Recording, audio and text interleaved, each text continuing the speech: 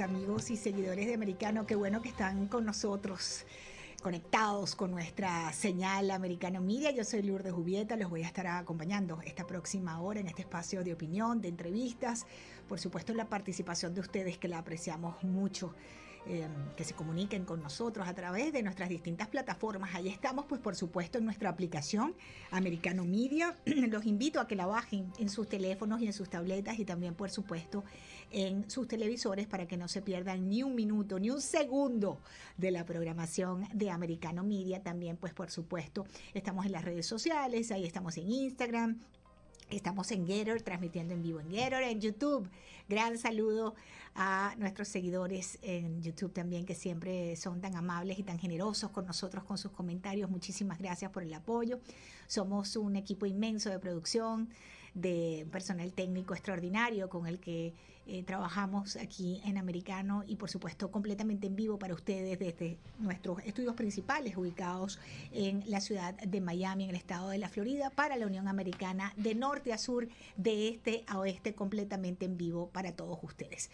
Bueno, hoy tenemos varias informaciones y voy a empezar el día de hoy de menor a mayor con el tema de la intensidad de la información, ¿no? A ver si de alguna manera eso lo puedo decir de esa manera, ¿no? Pero quería comentarles, porque quizá ustedes viven en la zona noreste de los Estados Unidos, han declarado zona de desastre por sequía. No está lloviendo, mientras que hay sectores que han pasado de la sequía a las inundaciones, como es en el caso de Texas, por ejemplo, en la ciudad de Dallas, que no llovía y aquello era una sequía tremenda, con ríos, etcétera, lagos, represas secándose, también en Colorado, Arizona. Bueno, de repente comenzó a llover y entonces son inundaciones. Los hemos visto en Las Vegas, una cosa increíble cómo ha llovido y ha habido inundaciones en Las Vegas.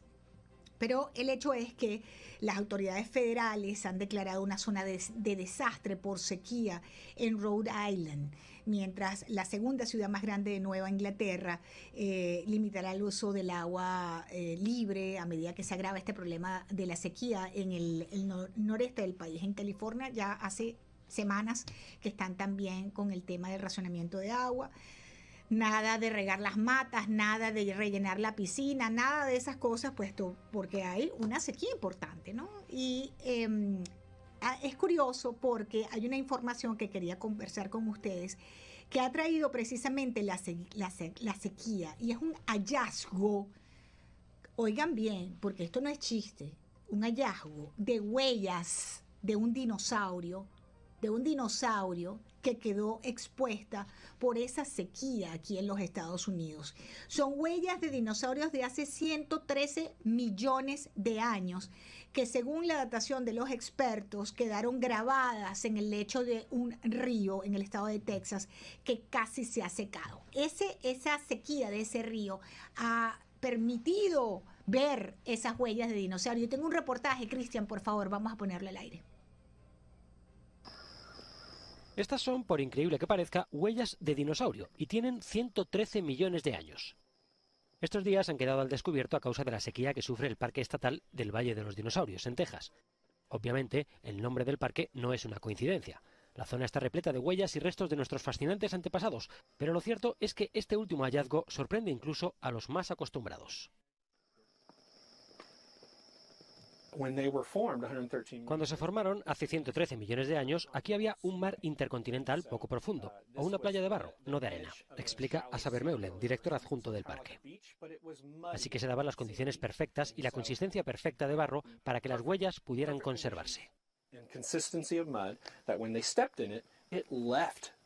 Lo cierto es que, según los expertos, este espectacular rastro de huellas es probablemente el más largo dejado por un solo dinosaurio en toda América del Norte. Parece que están grabadas en piedras para siempre, pero no lo están, recuerda Vermeulen.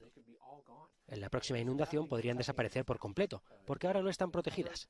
Aún así, creo que es genial haber tenido la suerte de verlas.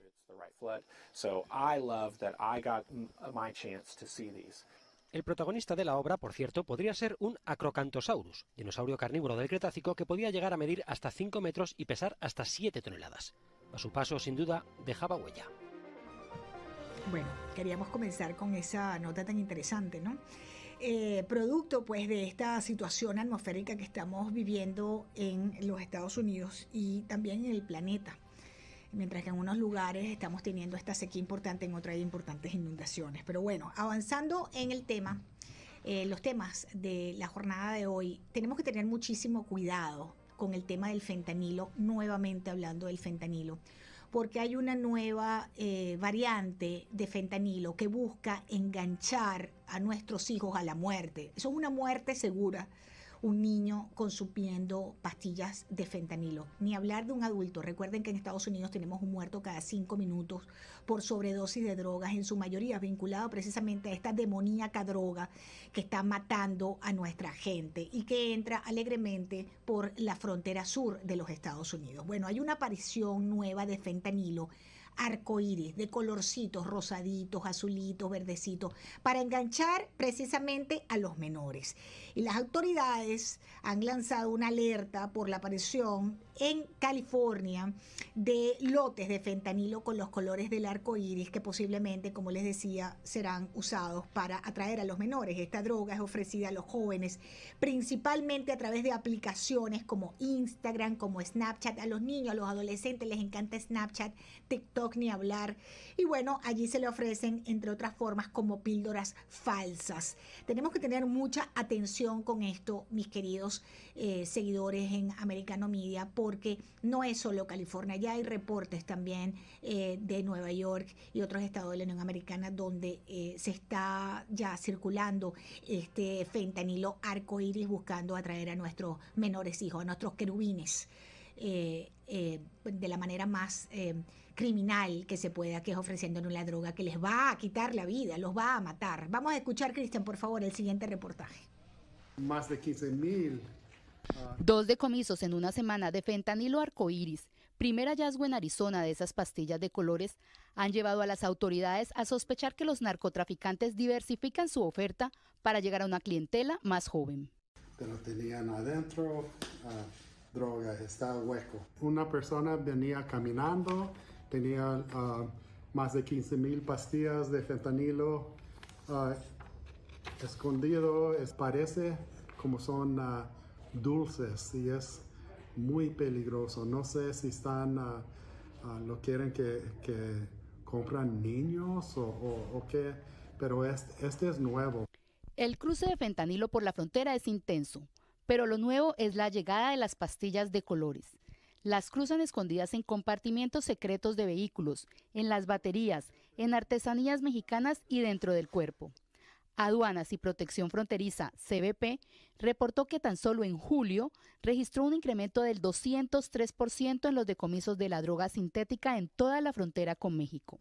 En este mes está bien fuerte como el mes pasado. En 7 días decomisamos más de 1 millón de pastillas de fentanilo. Funcionarios aduanales en Nogales reportaron esta semana la incautación de aproximadamente 2,000 pastillas de fentanilo metidas en 2 condones que traía una persona dentro de su cuerpo y que fueron detectados por un perro entrenado.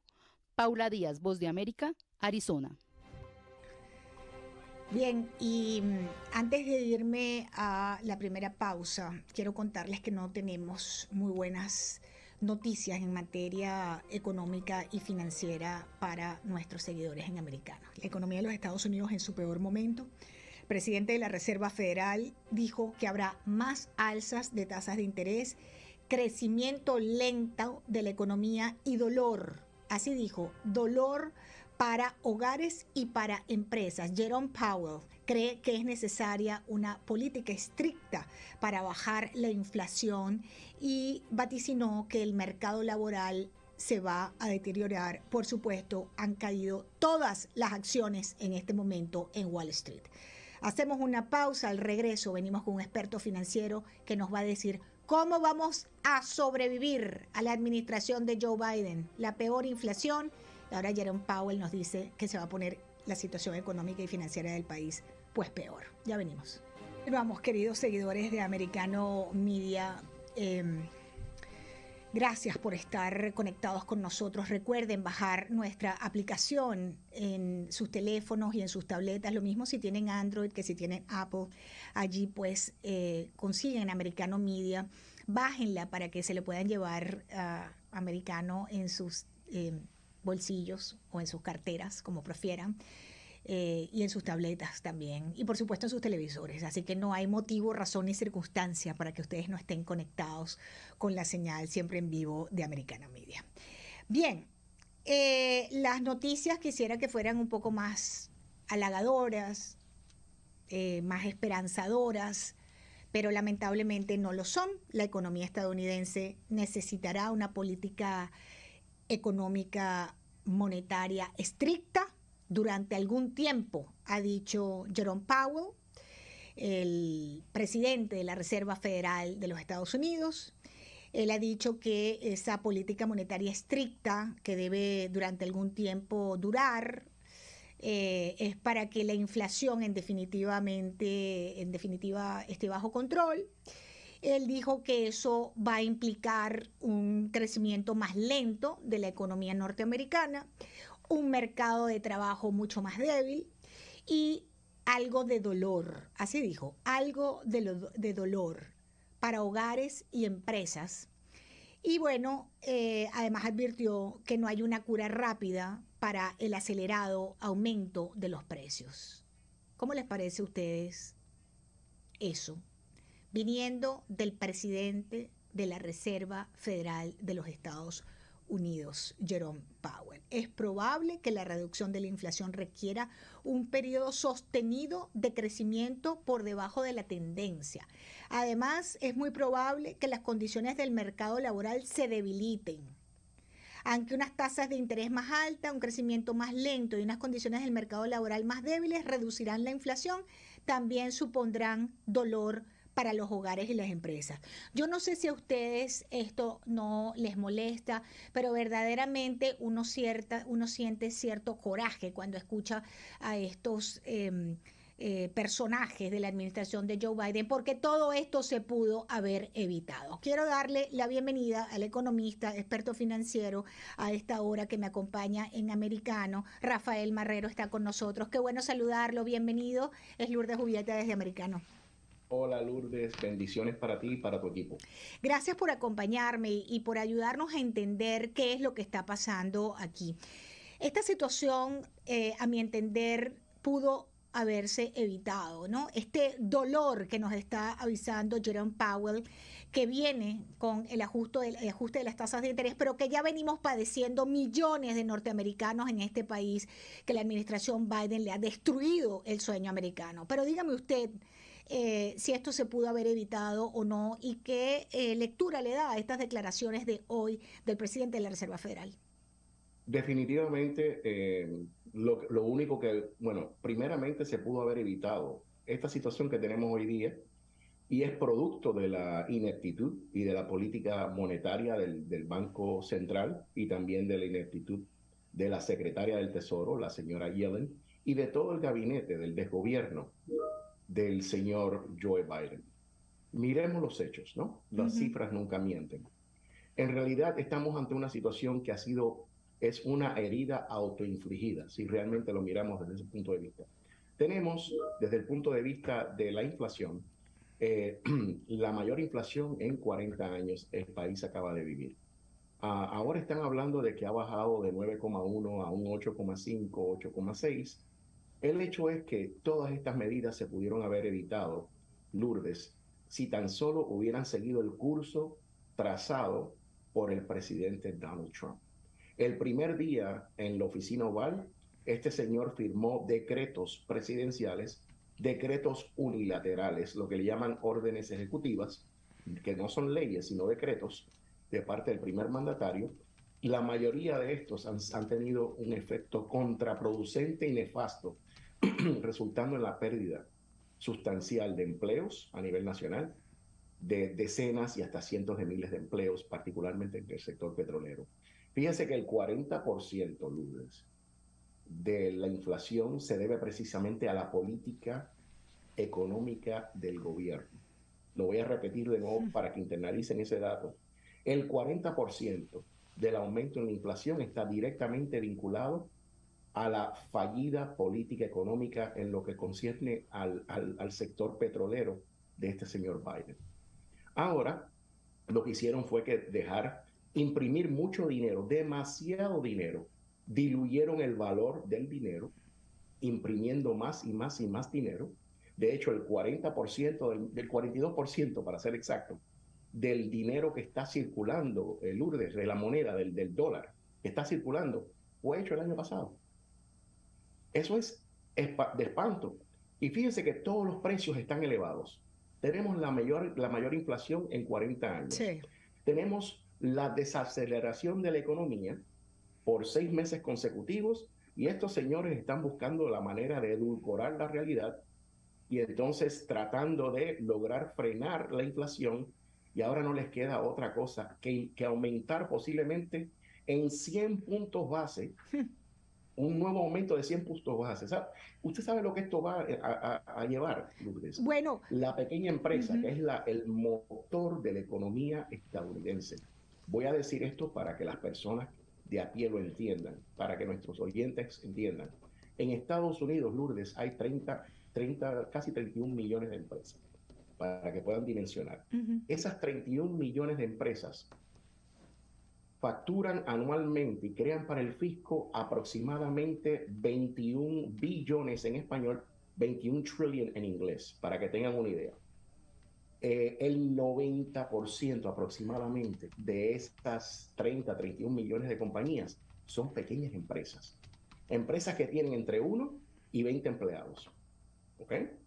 Para que vayan dimensionando, esas empresas son las que más va a golpear todas las medidas nefastas de este señor. Porque ahora el costo de acceso a líneas de crédito para pagar plantilla, para pagar inventario, para expansión, va a ser mucho más caro acceder a ese dinero a través de la banca, y lo que van a tener que hacer los dueños de negocios para poder sobrevivir es hipotecar su futuro. Específicamente van a utilizar lo que se llama factoring, que van a vender, a convertir en colateral sus cuentas por recibir, ¿ok? Y las convierten en colateral, y entonces de 100 centavos del dólar, un banco privado le paga 70 centavos a esa pequeña empresa y le pagan por adelantado para que pueda sobrevivir. Esto realmente va a llevar a la destrucción de la pequeña empresa. Yo creo que en los próximos, basado en las tendencias estadísticas que hemos visto, entre un 3 y un 5% de los negocios en este país puedan cerrar en el próximo año debido a estas condiciones. Ahora, son palabras mayores. Son palabras mayores y que asustan hasta el más fuerte, ¿no? Porque esto es un país de crédito, y uno piensa, bueno, es imposible comprar si no estamos apoyados en el sistema de crédito, ¿verdad? Ir pagando poco a poco, ya sea nuestra vivienda o cualquier otro producto que queramos adquirir. Pero con una tasa de interés que no sabemos hasta dónde va a llegar el próximo aumento. Usted habla de una cifra altísima. Uno dice, bueno, ya me tengo que detener en esto, pero ¿cómo me detengo también, ¿no? Como ciudadano de a pie. ¿Cómo hago para sobrevivir a estos aumentos? Bueno, lo que haga el ciudadano de a pie, que es frenar el consumo y eliminar los gastos de carácter discrecional, ¿no? Todo lo que sean gastos no esenciales se van a frenar. ¿Y qué sucede, Lourdes? Que esos 2/3 de esos 21 billones de dólares anuales, que es la economía nuestra, de los 21 trillion dollars, ¿no? 2/3 de eso, casi el 67%, es actividad del consumidor. Los shopping centers, los servicios, las clases de gym, todo eso se va a ver impactado y se va a ver contraído. Fíjese, 2/3 de la economía norteamericana son bienes y servicios. Si esa economía frena, fíjese que estamos ahora a fines de agosto. Octubre, noviembre y diciembre, lo que llaman en retail, en ventas al menor, de minoristas, O&D, es la venta es la periodo de mayor venta a nivel nacional. Muchas de las tiendas generan aproximadamente el 60% de las ventas en estos 3 meses. ¿Ok? Y entonces, con altas tasas de interés en todos los préstamos con interés variable, con las tarjetas de crédito ahora con tasas mayores, con todo aumentando de precio, incluso en los estantes, esto va a llevar a un freno en el consumo y va a llevar a una reducción en el PIB y una contracción en el Producto Interno Bruto bastante sustancial, y eso lo vamos a ver ahora reflejado en octubre, noviembre y diciembre. Verán, marquen mis palabras, eso es exactamente lo que va a pasar. Lo otro, Lourdes, que quería aclarar, porque al señor Biden, al keynesiano marxista de Biden, le gusta decir que realmente hemos bajado la inflación, no tenemos deuda, él vive en otro país, ¿no? En un país paralelo en su imaginación. Acaba de decir que hasta el coste de energía acaba de bajar debido a la política acertada de su administración. O sea que el costo de la gasolina, si ustedes se han fijado en las últimas semanas, ha bajado. Sí. Pero eso es el resultado de menos demanda, porque como se ha frenado el consumo debido a la inflación, la gente está circulando menos, hay menos demanda, porque no han aumentado realmente la producción. Pero además lo que ha bajado son unos centavos. Seguimos pagando la gasolina por encima del 3.60, 3.70. No es que ha bajado a 2.20 ni a 1.90. Estamos en precios de casi $4 el galón. O sea, vamos a estar claros, ¿no? Exacto. Y este señor, bueno, le gusta edulcorar la realidad y cantar victoria por cosas que no son. O sea, realmente estamos ante una situación inflacionaria de espanto. Bajo el presidente Trump estábamos en una inflación de 2, algo. O sea, estamos hablando de que estamos a factor de 4 veces la inflación que tenía este país cuando estaba bajo la administración sabia, ¿ok? Y acertada desde el punto de vista de política económica que tenía el presidente Donald Trump. Ahora, Rafael Marrero, fíjate una de las consecuencias que estamos viendo en este momento. Mercado inmobiliario de Estados Unidos sigue en caída libre y vuelve a mínimos del 2016. Los más recientes resultados quedaron por debajo de la expectativa de los analistas. Estamos viendo, Estados Unidos parece que no sale de la desaceleración económica que vive desde mediados de este año, bla, bla, bla. El aumento del costo de la vida sigue golpeando el poder adquisitivo de los hogares, etcétera, etcétera, etcétera. Tenemos aquí pues que el mercado inmobiliario es el primero que está sufriendo un mercado que ha estado inflado además, ¿no? Por lo menos en algunas ciudades y en algunos estados de la Unión Americana hemos visto que estaba inflado. En ningún momento se puede pensar, igual las rentas, ¿no? Completamente infladas. Pero viene esa caída estrepitosa ahora en este momento y a medida que van aumentando pues la tasa de interés pues más, porque es más costoso comprar una casa ahora. Sí, totalmente. O sea, y los ingredientes, todos los insumos para la fabricación están sumamente caros. El tema es que el mercado de bienes y raíces está en picada, ¿no? También el mercado de valores, el Wall Street, o sea, el mercado bursátil. La bolsa. Sí, el mercado bursátil ha tenido su mayor contracción en los últimos 6 meses que hemos visto desde el año 1932. Saquen bien cuenta de lo que estoy hablando, del 1932. O sea, el desempeño de Wall Street, y es que el mercado tiende a reaccionar a las políticas y a las incertidumbres, y los accionistas dicen, espérate, yo voy a aguantar el dinero del lado de acá porque yo no sé lo que este señor vaya a hacer mañana que vaya a impactar el mercado, por lo tanto, me voy a mantener en esto y no voy a invertir. Realmente el mercado de la bolsa de valores ha sido uno que tradicionalmente ha sido un buen indicador de cómo anda la economía. Hemos tenido demasiada inestabilidad, hemos tenido políticas fallidas, y este señor lo único que piensa es en imprimir más dinero. Ahora se acaba de comprometer con gastar otros $500 mil millones con la transferencia de la deuda, porque no está cancelando la deuda, se le está transfiriendo a las personas responsables y a los contribuyentes para que aquellos que no pueden pagar su deuda estudiantil ahora la paguen los pequeños negocios y las personas que generan, que generan plata en este país a través de los 87,000 agentes del IRS que acaban de contratar, que va a ser la policía fiscal del presidente Biden. A eso hemos llegado. Caramba, y aquello tan importante que tenemos en los Estados Unidos, esa parte de la educación económica que es la disciplina fiscal, ¿verdad? De si yo pido un préstamo, me estoy comprometida a pagarla, no que yo pido un préstamo pero que lo pague otro, ¿no? Eso deteriora, evidentemente, no solamente lo que es el sistema, sino también lo que somos en Estados Unidos y a lo que venimos en Estados Unidos. Si yo me endeudo con algo es porque que yo lo voy a pagar, no pretendo que nadie me lo pague y por supuesto el gobierno menos, ¿no?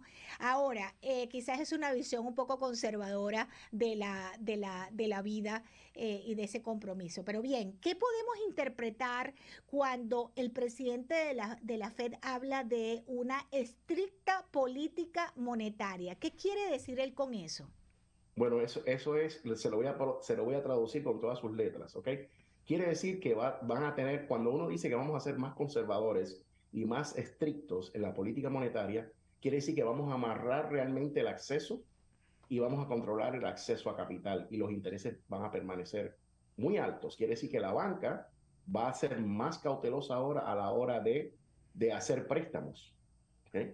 Y el único que no está controlando esto, que no lo acaba de internalizar, es el señor Biden, que sigue gastando dinero, mandando dinero a Ucrania, invirtiendo en proyectos de energía verde cuando este país tiene suficiente petróleo y es el principal productor de petróleo a nivel mundial. Tenemos la reserva más grande, pero él no quiere producir con energía fósil porque dice que es malo para el medio ambiente. Sin embargo, Lourdes, y esto es parte de lo que yo señalo en mi libro América 2.0, la guerra de independencia de Estados Unidos contra China, no dice nada absolutamente de comprar productos hechos en China, que es responsable por el 35% de la contaminación ambiental a nivel mundial. Ese solo país. Fíjese, porque no tienen cuidado al producir, echan todas las toxinas al medio ambiente, al agua, y el aire está completamente contaminado. Desde mucho antes del COVID, la gente en China anda con nasobucos, con tapabocas, precisamente porque el aire no es apto para respirar. Entonces, en lugar de seguir por el sendero que trazó el señor Donald Trump, nuestro presidente Donald Trump, que llevaba al país a una recuperación después de la gran recesión económica que produjo el virus del Partido Comunista Chino, en vez de seguir esas instrucciones, deshizo todo y entonces paró la recuperación, porque que no quepa duda, este país está en recesión desde que atacó el COVID, el virus del Partido Comunista Chino. El gobierno de Donald Trump hizo todo lo posible por volverlo a sus carriles, tomar rienda de todo y la situación está empezando a repuntar en la economía. Pero llegó este señor a la Casa Blanca y desde que llegó no hemos visto más que malas noticias, gasto desmedido, puro desvarío y realmente políticas que están llevando a la República a la bancarrota. Sin mencionar, Lourdes, los 5 millones de ilegales que han entrado por la frontera sur, 5 millones. Sí. Ahora, ¿quién va a mantener esas personas? ¿Quién le va a dar atención y cuidado médico? ¿Quién le va a dar?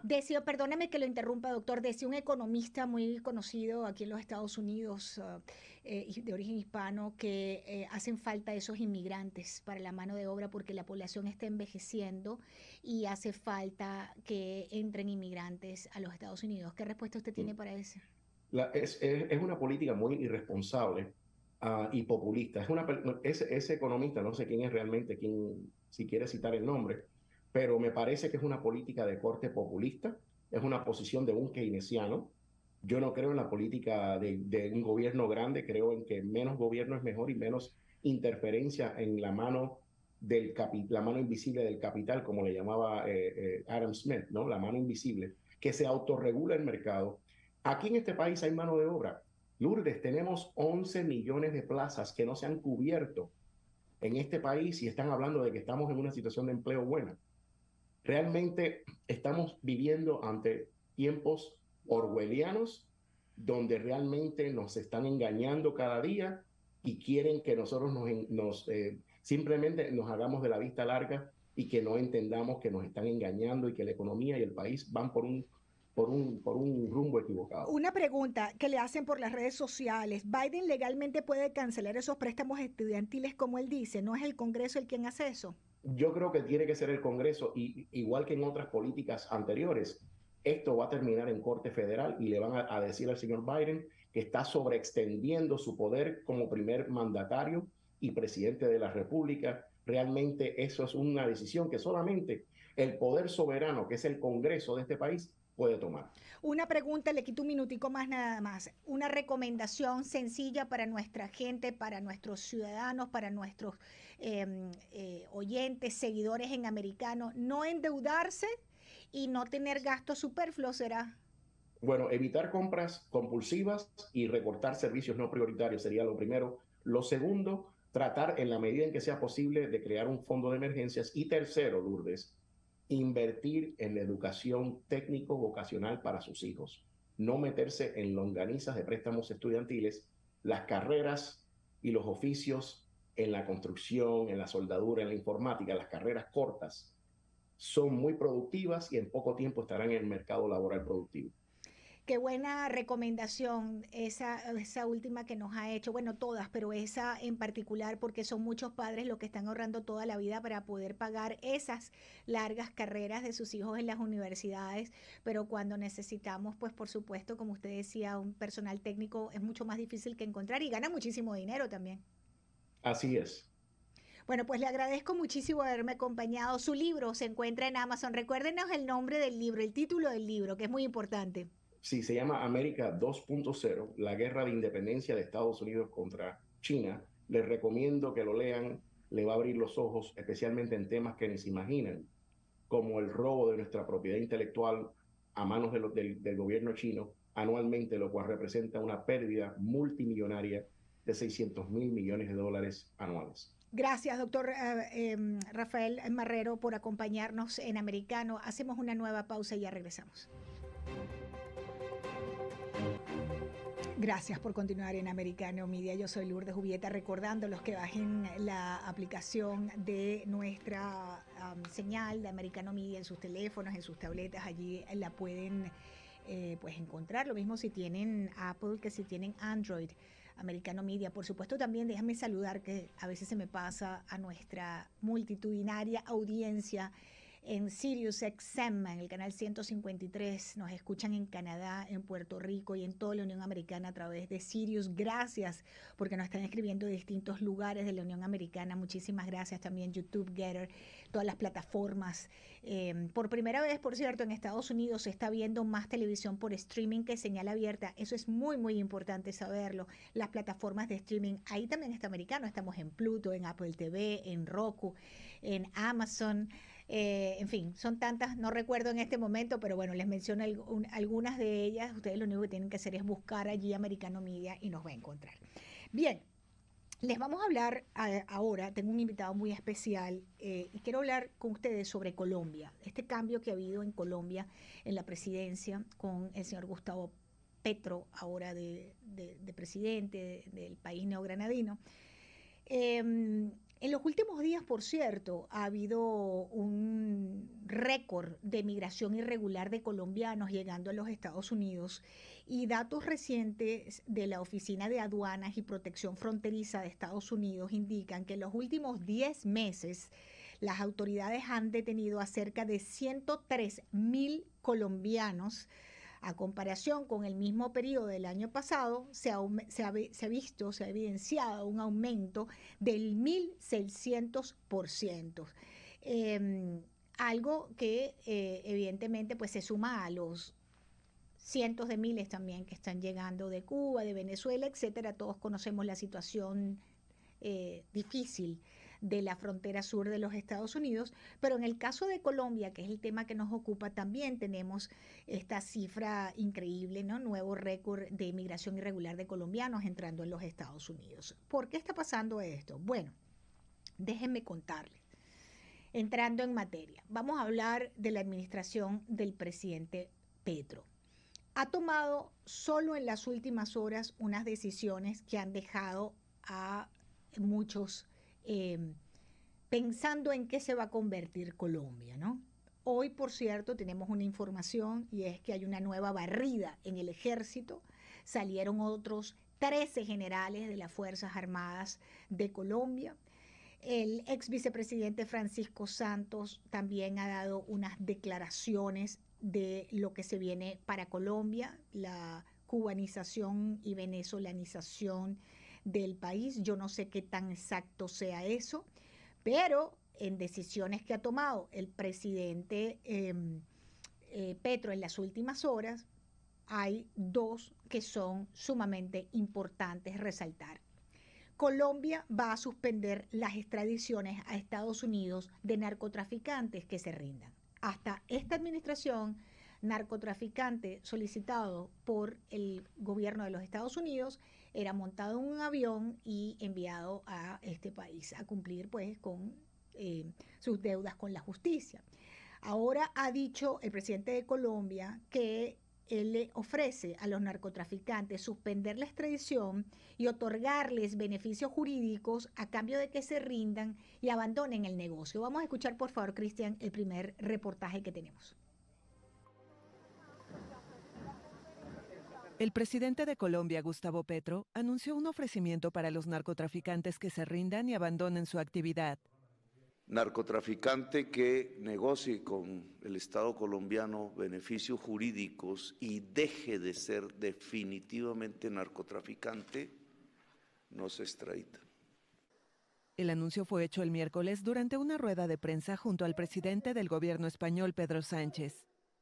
Según Petro, que asumió el poder el 7 de agosto, dialogará con Washington para que se haga efectivo su compromiso de no extradición a los delincuentes que se sometan al Estado. Lo que les propusimos es, narcotraficante que no negocie con el Estado se va extraditado.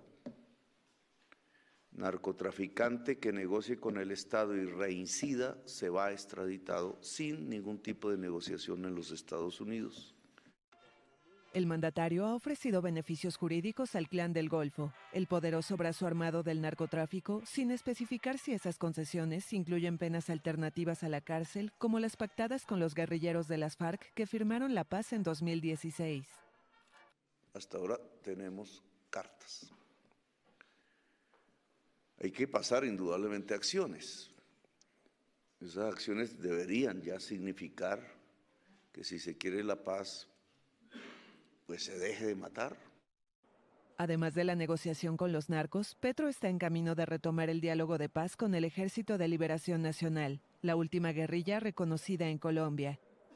En el marco de su política de paz total, el gobernante también ha denunciado el fracaso de la lucha antidrogas y planteado un nuevo enfoque centrado en la disuasión del consumo de los países desarrollados. Por supuesto, ya sectores en Colombia que están hablando de lo que viene para el gobierno de Petro es la legalización de la coca, de la droga en general, pero adicionalmente él hace unas horas anunció que va a suspender bombardeos sobre campamentos guerrilleros donde se encuentren menores, ¿no? Es decir, va a suspender los bombardeos sobre campamentos guerrilleros. Pareciera, para algunos analistas, esto es una realidad velada, es decir, no va a bombardear más los campamentos guerrilleros con menores o sin menores. El tema de los menores es la excusa. Vamos a escuchar el siguiente reportaje. Que haya un nuevo relacionamiento no significa tampoco. Los campamentos guerrilleros donde pueda haber menores reclutados a la fuerza dejarán de ser bombardeados. Así lo anunció el Ministerio de Defensa de Colombia el jueves, en busca de un nuevo enfoque del gobierno de Gustavo Petro para solucionar los conflictos con diversos grupos armados. Los menores reclutados forzosamente por organizaciones ilegales son víctimas. Son víctimas de esta violencia en la que hemos vivido por tantas décadas. Velázquez planteó no repetir actos muy dolorosos del pasado en referencia a las repetidas denuncias de la sociedad civil y la oposición por la muerte de menores en bombardeos durante el gobierno anterior de Iván Duque. Hay que privilegiar siempre la vida sobre la muerte y no se pueden desarrollar operaciones de un lado absolutamente que pongan en peligro la población civil. El nuevo comandante de las fuerzas militares, el general Eldel Giraldo, condicionó los futuros bombardeos a una alta evaluación de inteligencia. Bueno, esas operaciones pues pasan a revisarse si ya tienen un sentido de acuerdo a ese elemento que ha informado el señor ministro de Defensa con los menores de edad. Quiere decir eso de que tenemos que hacer una más alta evaluación para llevarse o no a cabo. En más de medio siglo de levantamiento armado, las guerrillas de izquierda han reclutado a jóvenes y niños para ampliar su pie de fuerza en zonas con escasa presencia del Estado. Bien, siendo Estados Unidos uno de los principales consumidores de droga en el mundo, si no el principal, lamentablemente, y teniendo los narcos como mercado natural, por decirlo de alguna manera, Estados Unidos, cómo estas políticas del presidente Gustavo Petro va a impactar la seguridad nacional de los Estados Unidos. Quiero darle la bienvenida a un invitado muy especial. Él es internacionalista, diplomático de carrera, venezolano, analista político, y es Emir Moros. Qué bueno tenerte en el programa, Emir. Te saluda Lourdes Jubieta. Bienvenido a Americano. Buenos días, Lourdes. ¿Cómo estás? Placer estar en tu programa. Muchas gracias por estar con nosotros. Bueno, ahí estábamos escuchando estas decisiones del presidente Petro de las últimas horas y uno se pregunta cómo puede impactar esto a los Estados Unidos. ¿Qué lectura le das? Sí, Lourdes, hace 2 semanas yo publiqué un artículo sobre las implicaciones para Colombia, para los Estados Unidos y para la región de la llegada de Gustavo Petro a la presidencia. Y realmente es preocupante lo que viene para todos, para la región, para la seguridad de los Estados Unidos y especialmente para Colombia. Una de las cosas que yo mencionaba era que en el caso de Venezuela, que es muy similar a lo que está pasando en Colombia, a Chávez le tomó cierto tiempo tomar el control de las instituciones y tomar el control del país. Y yo veía que en el caso de Petro, por su experiencia, por sus habilidades, por su carisma, ese proceso iba a ser relativamente corto, y creo que estoy acertado porque en estos 15 días que él ha estado en la presidencia, definitivamente ha tomado una cantidad de decisiones que ya están generando preocupación en los Estados Unidos, en muchísimos países, y también a lo interno de Colombia. Definitivamente la llegada de Petro representa un peligro muy especial o extraordinario para la seguridad de los Estados Unidos en todas las áreas. En el área, por ejemplo, de narcotráfico, esa decisión, porque yo lo veo como una decisión que tomó Petro sobre el tema de la extradición, tiene varias lecturas. Una, realmente que Petro hila muy fino, porque no les dijo a los norteamericanos que iba a acabar con la extradición, sino que buscó una manera muy sutil de dejar en sus manos de una forma subjetiva y simplemente evitar la extradición de narcotraficantes. Entonces, yo lo que, en conclusión, sobre el peligro para los Estados Unidos, lo que veo es que Petro viene a consolidar un sistema que tiene ya desde la llegada de Chávez y patrocinado esencialmente por Cuba, de un sistema criminal organizado transnacional. Yo creo que esta era la pieza que faltaba para generar una mejor articulación, una mayor articulación entre el crimen organizado que representan varios gobiernos en América Latina. Y por otro lado, tal vez lo más importante es que Petro viene a llenar el vacío que dejó la muerte de Hugo Chávez y la muerte de Fidel Castro. Es decir, cada país había estado trabajando, vamos a decir, de manera aislada, y yo creo que Petro, con su experiencia, con sus conocimientos y sobre todo con sus prácticas, va a llenar ese vacío y va a generar una mejor articulación de la izquierda latinoamericana y todo lo que tiene que ver con el crimen organizado transnacional. Eso que estás diciendo es sumamente interesante, Emir, porque había como una crisis de liderazgo de la izquierda en América Latina, ¿no? Hemos visto a otrora figuras importantes involucrados en su mayoría en casos de corrupción importante. Ahí tenemos al expresidente Lula que estuvo preso, a Dilma Rousseff también, todos vinculados a casos de corrupción, aunque las encuestas pronostican un triunfo de Lula da Silva nuevamente en el Brasil. Igualmente estamos viendo lo que está pasando con Cristina Fernández de Kirchner. Estamos viendo, infiero por lo que tú nos cuentas, que la preparación de Gustavo Petro para asumir esa liderazgo de la izquierda en la región viene por sus años de formación y experiencia, cosa que no tiene Gabriel Boric, por ejemplo, en Chile, que no tiene tampoco el presidente de la Argentina, y que en realidad él vendría a ser incluso una figura, como tú dices en tu artículo, quizás mucho más influyente e importante por el momento que estamos atravesando de la izquierda, en la región me refiero. Sí, efectivamente.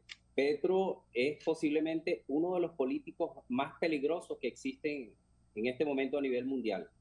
Realmente la experiencia política, su formación, sus prácticas como guerrillero definitivamente lo perfila como un líder, además de todas las conexiones que él tiene con todos estos gobiernos de izquierda.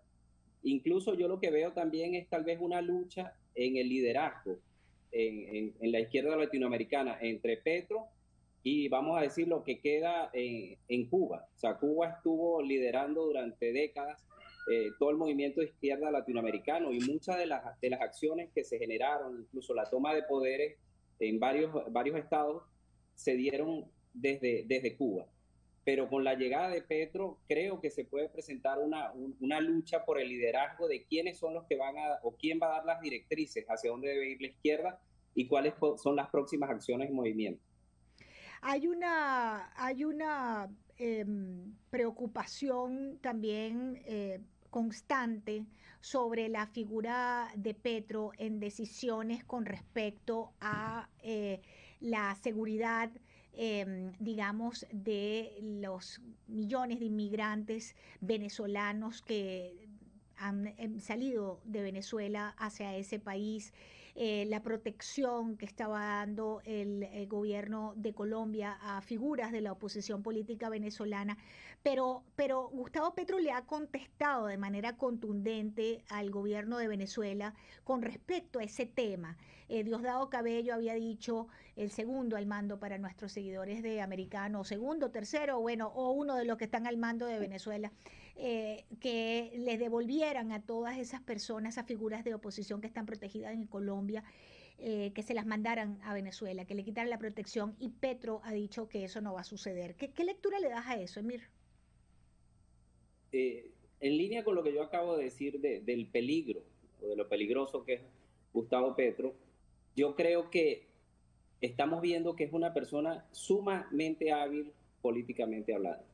Entonces, él no va a dar ningún mensaje que represente o un peligro o una lectura negativa de su gestión. Pero yo sí creo que por detrás de bastidores, él va a estar haciendo todas esas acciones por favorecer y ayudar al gobierno venezolano. ¿Qué quiero decir yo con esto? Él discursivamente va a dar unos mensajes positivos de generar tranquilidad en los millones de venezolanos que están en Colombia, y también a los líderes venezolanos que están en Colombia. Pero yo creo que ahí hay una agenda muy bien orquestada con Venezuela, conversada, ya hay reuniones de gobierno, y es muy posible que por detrás de bastidores se empiecen a dar ciertas acciones, a lo mejor algún tipo de secuestro de algún líder que después aparezca en Venezuela. Ellos es su manera de trabajar. Ellos por detrás, fuera de cámara, van a generar todos los movimientos vamos a decir, represivos y de apoyo al gobierno venezolano. En todo caso, eso va en línea con lo que yo comenté sobre ese liderazgo que representa Petro, porque realmente la izquierda latinoamericana necesitaba a alguien que empezara a darle cierta coherencia y empezara a apoyar, no solo políticamente, intelectualmente, sino financieramente. En el caso, por ejemplo, Venezuela, Cuba durante muchísimas décadas dependió de la Unión Soviética, después consiguió Hugo Chávez y empezó a depender de Venezuela. Ahora que Venezuela está quebrada, las finanzas afectan esa capacidad regional de participación y de injerencia. Con Colombia puede generarse una nueva fuente de financiamiento para el mantenimiento de los gobiernos que ya son de izquierda y la ampliación, es decir, la toma de nuevos estados por parte de gobierno o de ideas socialistas. Ahora, miro, me quedan 2 minutos de programa y es lo siguiente. Me quedo pensando cuál debería ser la posición frente a ese nuevo liderazgo de izquierda en la figura del presidente Gustavo Petro de Colombia. ¿Cuál debería ser la política de los Estados Unidos hacia esa... recuerdas, con Chávez hablaban del eje del mal, ¿no? ¿Cómo debería orientarse la política de la administración de Joe Biden hacia Colombia? Yo creo que primero pasa por una evaluación. Efectivamente, yo creo que se necesita más signos o más decisiones que le permitan al gobierno norteamericano darse cuenta del peligro que representa Gustavo Petro para los Estados Unidos. Yo creo que en algún momento más cercano que tardío es posible que Colombia vaya a tener el mismo estatus que tiene Venezuela de un peligro extraordinario para la seguridad nacional de los Estados Unidos. No solo por el tema de narcotráfico, sino por las vinculaciones con el terrorismo y también por todo el movimiento migratorio que vamos a empezar a ver desde Colombia. O sea, hay muchas personas que conocen la historia de Venezuela, han visto lo que ha pasado y ya están empezando a huir. No van a esperar que el barco se empiece a hundir más rápido, y por otro lado ya los capitales están huyendo de Colombia. Yo creo que el declive de Colombia y tal vez la radicalización del proceso de Petro va a ser muy acelerado.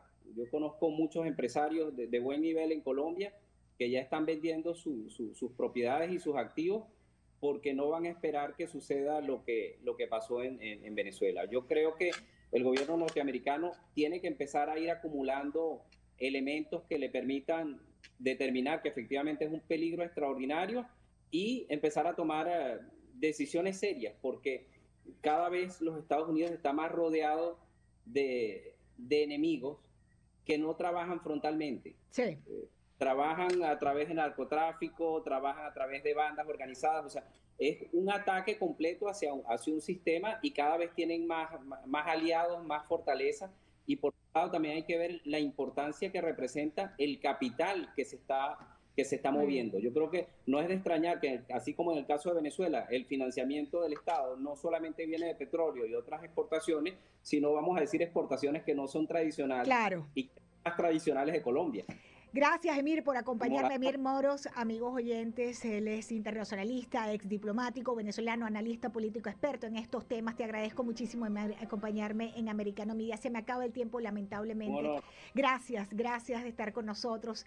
Me toca despedirme. Les agradezco mucho estar en sintonía con nosotros. Permanezcan conectados con nuestra señal porque tenemos muchísimo más para ustedes. Gracias.